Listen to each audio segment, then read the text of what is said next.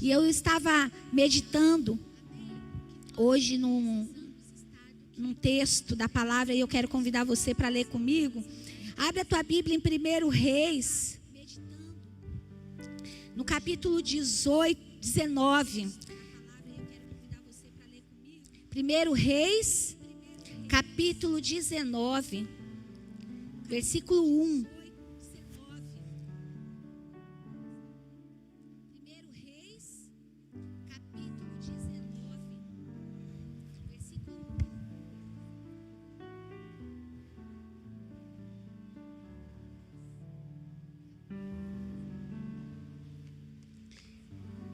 Primeiro Reis 19. Vamos meditar, queridos. Deixa eu só abrir aqui uma outra versão. Primeiro Reis 19. Vamos meditar, queridos. Deixa eu só abrir aqui uma outra versão. Vamos ler? Ora, Acabe contou a Jezabel tudo o que Elias tinha feito e como havia matado todos aqueles profetas à espada. Por isso Jezabel mandou um mensageiro a Elias para dizer-lhe que os deuses que me castiguem com todo o rigor, se amanhã, nesta hora, eu não fizer com a sua vida o que você fez com a deles. Só para vocês entenderem, Elias, um grande profeta do Senhor, em meio a um momento aonde a igreja, o povo de Deus, o povo de Israel dispersou o coração. O povo de Israel se desconectou da presença de Deus e passou a servir outros deuses. E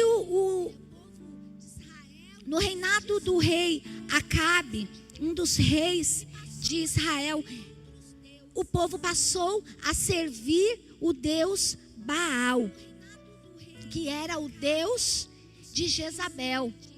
Aliás, o nome Jezabel significa, ele vem de uma procedência, do grego, que é Iezabé, que quer dizer Jezabel,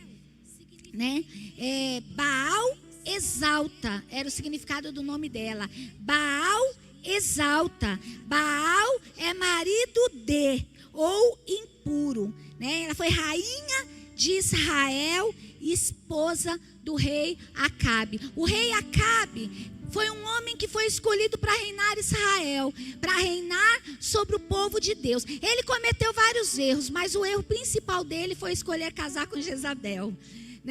Jezabel não era a esposa correta, a começar pelo nome dela, que o nome dela já vinha com uma consagração. Eu estava falando com o pastor Alex agora há pouco, estava estudando sobre alguns principados, e um dos principados que eu estava estudando é Asmodeu.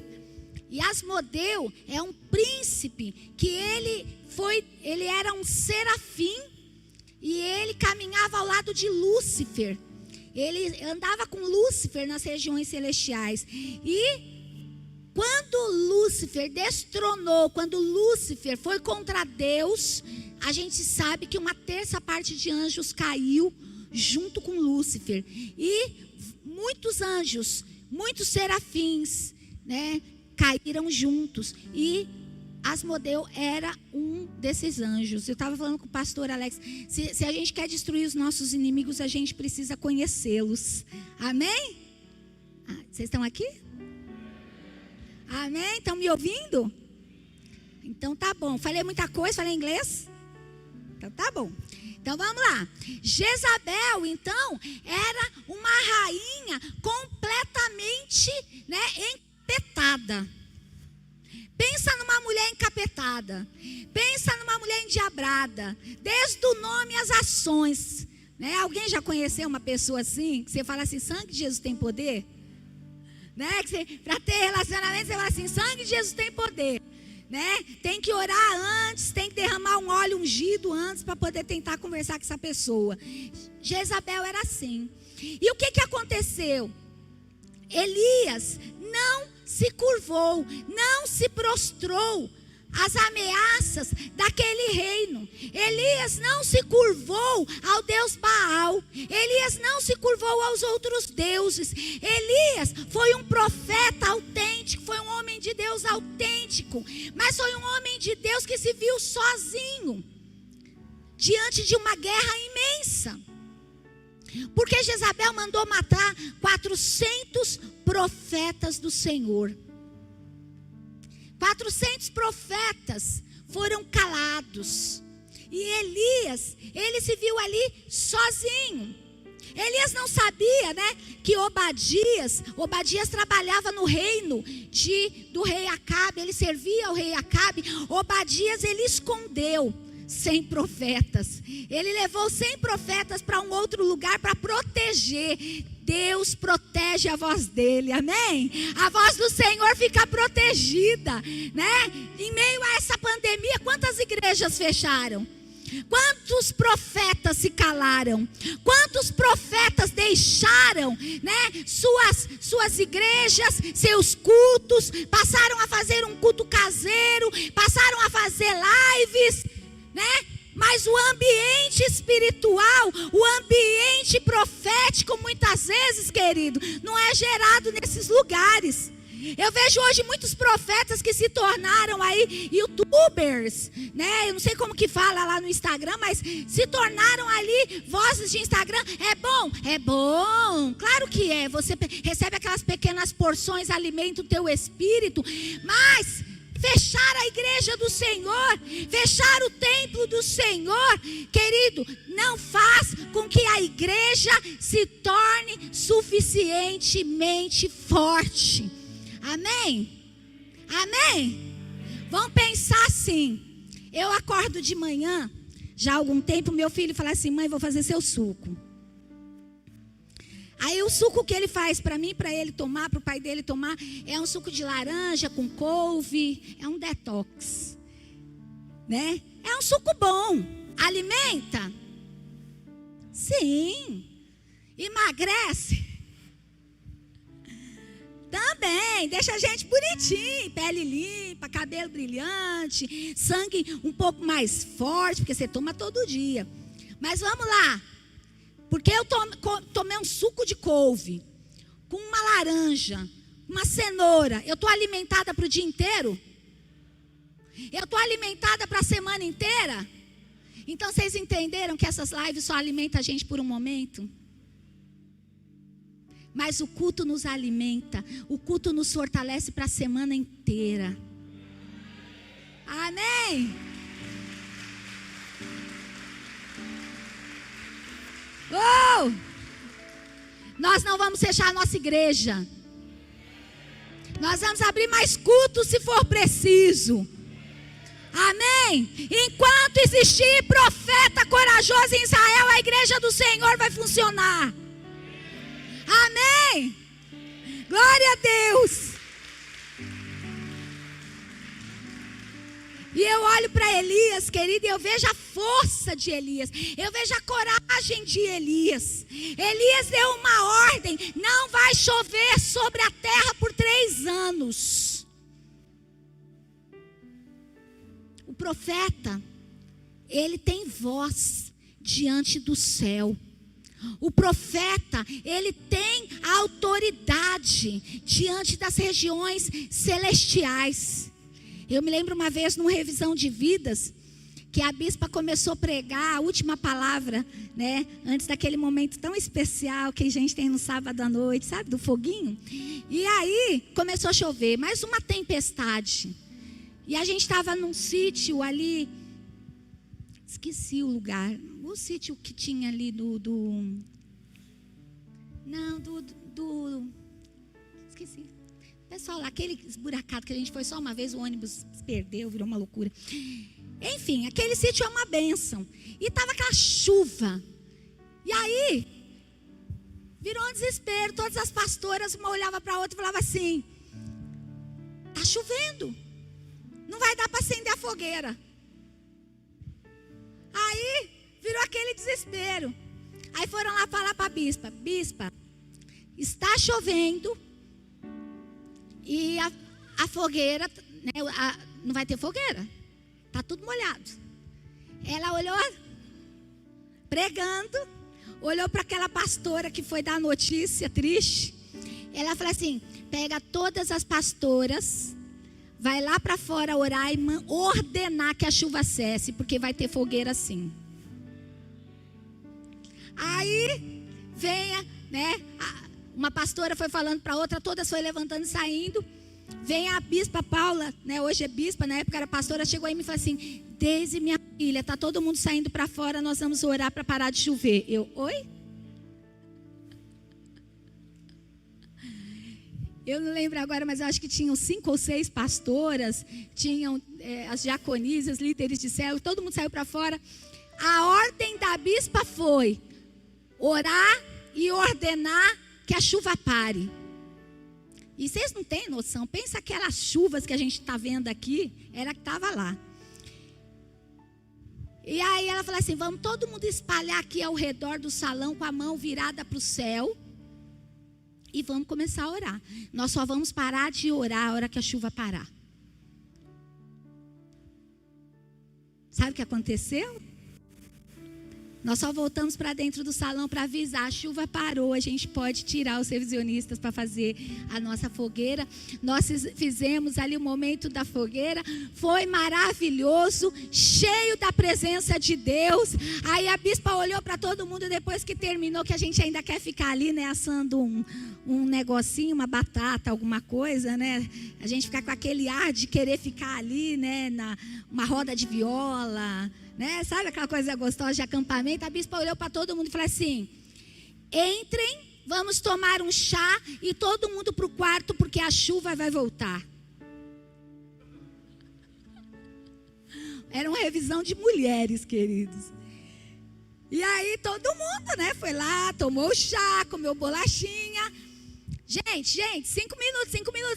Vai aquela mulherada subindo, né, para os alojamentos, tudo. O nosso alojamento ficava lá em cima. Eu lembro que nesse revisão estava dormindo eu e a pastora Paula numa cama de casal. Tinha as outras pastoras dormindo no chão, a gente tudo amontoada naquele quarto. Quando a gente entrou dentro da casa, que fechamos a porta, a gente viu assim, um trovão e chuva. Caiu a noite inteira. Sabe, queridos, nós precisamos saber o poder que nós temos na nossa vida. E Elias era um profeta que ele sabia o poder que tinha na vida dele. Ele tinha autoridade naquele lugar. E ele ordenou que parasse de chover. E 3 anos depois estava ele ali, diante de todo o povo. Para decretar que voltasse a chover, para decretar o poder de Deus de volta naquele lugar, para salvar, para libertar o povo da escassez e da fome. Aqueles profetas de Baal se reuniram ali, né? Nós vemos aqui no capítulo, não posso ler, gente, mas depois em casa você vai ler, eu tenho certeza. Capítulo 18, conta toda essa história que eu estou contando para vocês, né? Nós vemos ali os profetas de Baal, do versículo 16, eles lá no Monte Carmelo, né? 2 holocaustos ali construídos, um a Baal e Elias que construiu o holocausto ao Senhor, e eles gritando ali, eles gritando desde de manhã até a tarde, eles gritando: Baal é o nosso Deus, Baal é o nosso Deus, e eles pedindo ali que Baal atendesse as orações deles, né? 450 profetas de Baal e 400 profetas de Azerá, né, que comem a mesa de Jezabel. Ou seja, a mesa dessa mulher era cheia de profetas contrários. A casa de Israel, o palácio de Israel, do rei Acabe e da rainha Jezabel, só tinham profetas que serviam outros deuses. Muitas vezes na nossa vida, queridos, a gente não percebe, mas a gente vai trazendo outros deuses. A gente vai trazendo outros deuses para comer na nossa mesa. A gente precisa começar a expulsar esses outros deuses da nossa mesa, da nossa vida, da nossa casa, dos nossos pensamentos. Só existe lugar para um Deus, e esse Deus é o Senhor dos exércitos, amém? E ali Elias, chegou a vez de Elias, depois de todos os profetas ali, de Baal e de Azerá, frustradamente não verem, nada acontecer no holocausto dele, não vê a presença do Deus dele, porque quem serve Deus morto, quem serve Deus que não tem vida, não vai ter nada desse Deus, E ali Elias, ele faz uma oração, no versículo 22 do capítulo 18, ele diz assim: eu sou o único que restou dos profetas do Senhor, mas Baal tem 450 profetas. Tragam 2 novilhos, escolham eles cortem-no em pedaços e ponham sobre a lenha, mas não acendam fogo. Eu prepararei o outro novilho e o colocarei sobre a lenha, e também não acenderei fogo nela.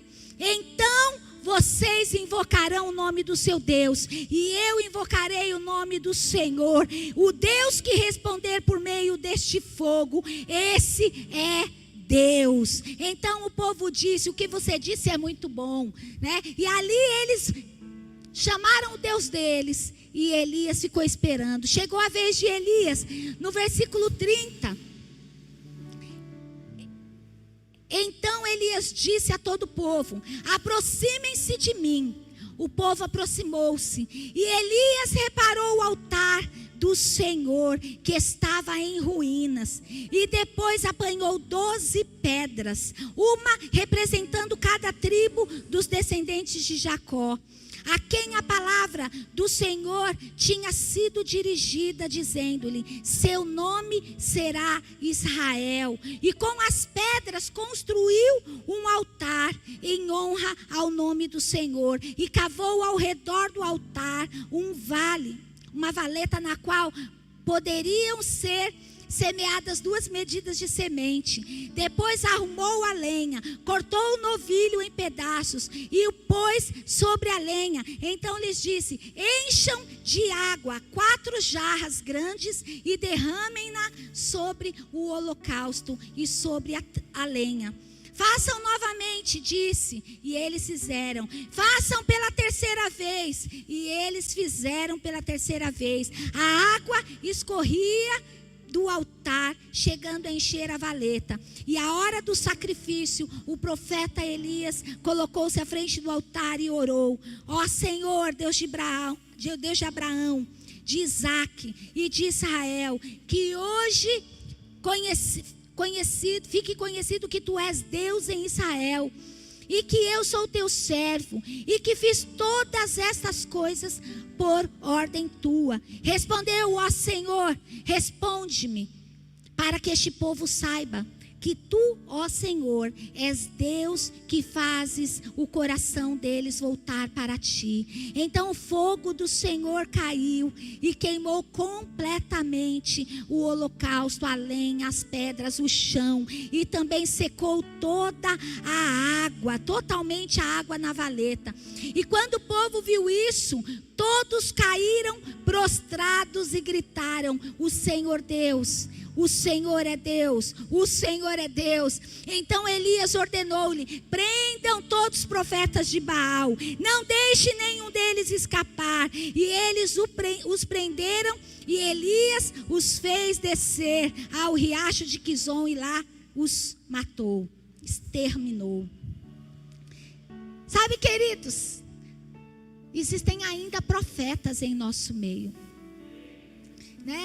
Quando eu estava lendo aqui, o Senhor me levou a pensar em quantos homens de Deus que ainda existem na terra, na nossa nação, Homens que enfrentam as leis contrárias, homens de Deus que têm enfrentado as leis contrárias, homens de Deus que não têm deixado se abater diante da perversidade, Homens de Deus que têm orado, que têm jejuado, que têm conclamado a nação a orar. Hoje mesmo, quem jejuou hoje pela nação, levanta a mão. Se você não jejuar, ainda dá tempo de você jejuar, de você orar, de você declarar. Porque hoje muitas igrejas se uniram. Nós oramos de manhã aqui com a igreja. Pastor Alex vai fazer daqui a pouquinho uma oração. Sabe por quê, queridos? A igreja não pode dormir, a igreja não pode parar. Nós não podemos entrar nesse ambiente de medo. Amém? Aquilo que você, querido, tem medo, você atrai. Quantos sabiam disso? Aquilo que você tem medo, você atrai. Né? Eu vejo pessoas toda hora indo fazer teste de Covid. Tudo bem, amém, vai, faz quantas vezes vocês quiserem, dinheiro de vocês, né? Mas eu fico pensando, para com esse medo. Para de atrair esse lugar de morte para a tua vida. Enfrenta, queridos, pela fé. Enfrenta com oração, com todos os cuidados que a gente tem que enfrentar, mas com oração, com jejum. Você vai vencer, nós vamos vencer. Não estou dizendo que você não tem que fazer, se está com os trem lá tudo, né? Tem que fazer, está tossindo, está espirrando, tem que fazer. Até para a proteção do outro. Mas eu vejo pessoas, sabe? Ai, nossa, fulano está doente, então eu vou ver, porque eu também acho que eu estou doente. Almas feridas, almas doentes, alma que fica atraindo tudo de ruim. Sim ou não? Né? Nós vemos aqui Elias, um grande profeta do Senhor, enfrentou 850 profetas, matou todos à espada, enfrentou um rei desgovernado. Ele só teve medo de uma mulher, Jezabel. Quando Jezabel se levantou para falar que ia matar ele viu a fúria do capeta. E aí a palavra fala no capítulo 9, que eu comecei a ler para vocês, né? Versículo 3, continuando aqui. Elias teve medo e fugiu. Mas Elias teve medo e fugiu por um lugar. Eu vou dizer aqui para vocês. Porque ele se sentiu sozinho. Porque ele achou que ele estava sozinho. Porque vários profetas, vários amigos, ele viu vários amigos morrendo. Vários companheiros de guerra, de caminhada, morrendo. Ele se viu sozinho em meio àquela guerra. Eu quero dizer para você, você não está sozinho na sua guerra, meu irmão. Você não precisa fugir, você não precisa se esconder na tua casa, você não precisa se esconder em meio aos seus medos. A palavra fala, Elias teve medo e fugiu para salvar a vida dele. E em Berseba de Judá, ele deixou o servo dele e entrou no deserto, caminhando um dia. Quando a gente deixa a alma dominar, a gente vai para o deserto. Quando a gente permite que a alma comece a governar a nossa vida, a gente vai para o deserto. Né? Deserto, queridos, ele é um lugar de crescimento, mas ele é um lugar de crescimento quando Deus nos leva para ele. Quando você vai voluntariamente, querido, é crise, é dor, é sofrimento, é angústia. Sabe por quê? O que tem no deserto? Tem água no deserto? Tem comida no deserto? Tem plantação no deserto? Não tem.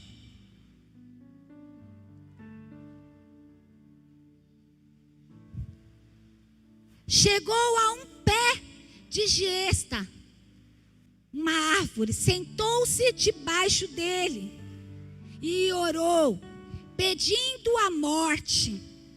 Já tive o bastante, Senhor. tira a minha vida. Não sou melhor do que os meus antepassados. Depois se deitou debaixo daquela árvore e dormiu. Nós precisamos tomar cuidado, querido, quando a nossa alma começa a contar para a gente algumas coisas. Todos nós, estou falando isso para vocês, mas para mim também, eu sou humana, né? E muitas vezes a gente entra nesse ambiente almático, aonde a gente se sente fraco, sem forças, derrotado, sozinho, abandonado. E muitos se perdem, porque no deserto é muito fácil se perder. Vamos pensar no povo de Israel. Quantos anos andando pelo deserto? 40 anos. Uma caminhada de alguns dias se tornou uma caminhada de 40 anos. E muitas pessoas estão perdidas no deserto. Muitas pessoas estão perdidas em meio às suas dores, em meio às suas angústias, em meio aos seus medos. Mas eu quero dizer para você que o Senhor nos visita também no deserto. Amém? O Senhor também nos visita no deserto. Nós, em meio a este deserto, o Senhor preparou a árvore. Hoje de manhã eu falei assim, que a igreja é a árvore. A igreja é a nossa árvore. Não tem por que você ficar em casa. Corre para a igreja, vem para a igreja orar, vem para a igreja buscar, vem para a igreja clamar ao Senhor, porque foi o que Elias fez. Embora ele correu pelo deserto, mas ele encontrou ali um lugar que ele falou assim: este é o meu lugar de segurança.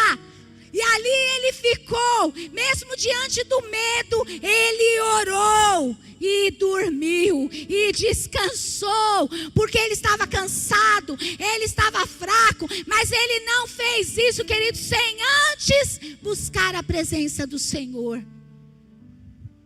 No seu deserto, diante dos medos da tua vida, diante das circunstâncias da sua vida, não deixe de buscar ao Senhor. Amém? Amém? O medo vem, mas você não pode deixar ele dominar a tua vida. O medo vem, mas você não deve deixar ele começar a contar para você que você é fraco, que você é derrotado, que você não dá conta, que você não vai vencer, que a tua luta, a tua guerra acabou, que Deus não tem nada mais para você. E a palavra de Deus fala que depois que ele dormiu, um anjo o tocou de repente e disse: levante-se e coma.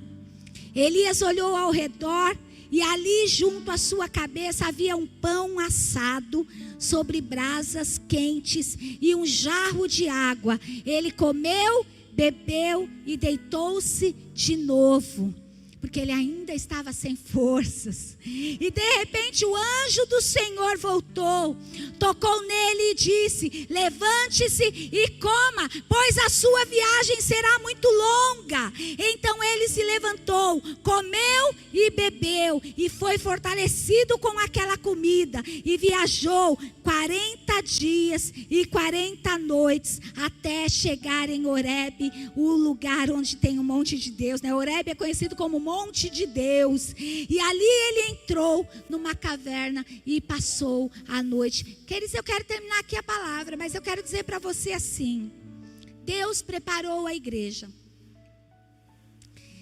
Deus preparou este lugar para nós buscarmos a face dele.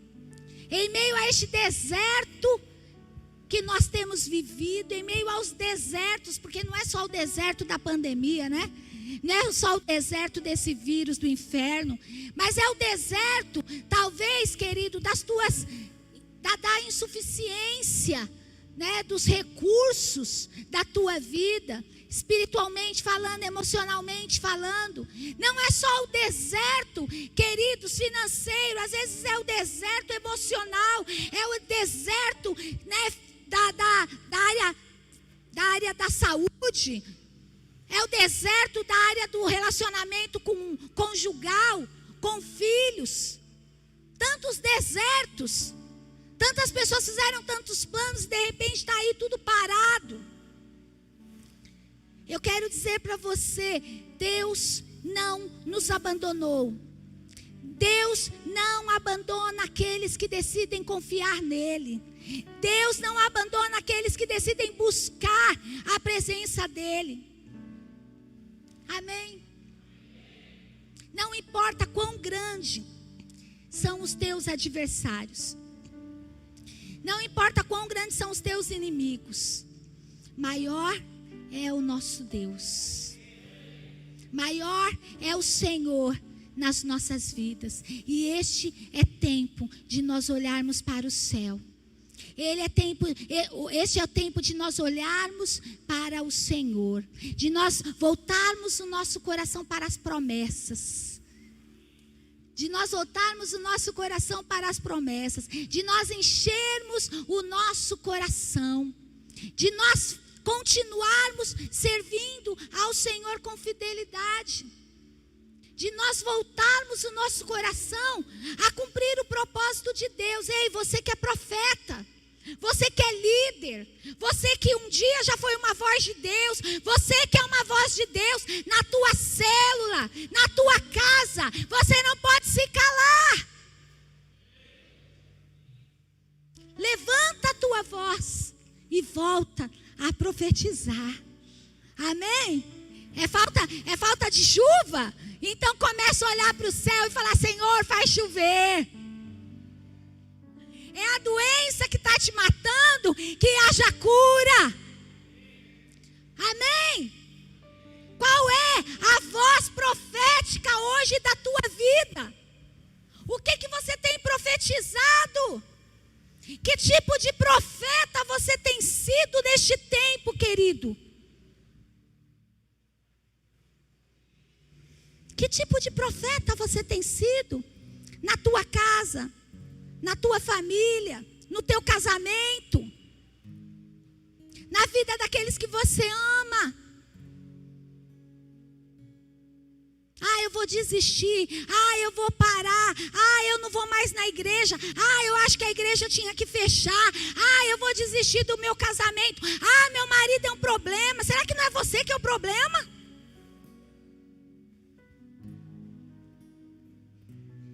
Sabe, Deus tem falado tanto no meu coração, porque às vezes a gente olha para o lado e a gente quer encontrar, né, o motivo das coisas não darem certo. Então a gente fala assim: a culpa é dele, a culpa é dela, a culpa é do outro, a culpa é do presidente, a culpa é daquele outro. Será que a culpa não é nossa? Será que a culpa não é minha? Será que eu tenho orado o suficiente? Será que eu tenho mudado o meu jeito de agir, de pensar? Será que eu tenho sido um exemplo de cristã na minha casa, no meu casamento, de mulher de Deus?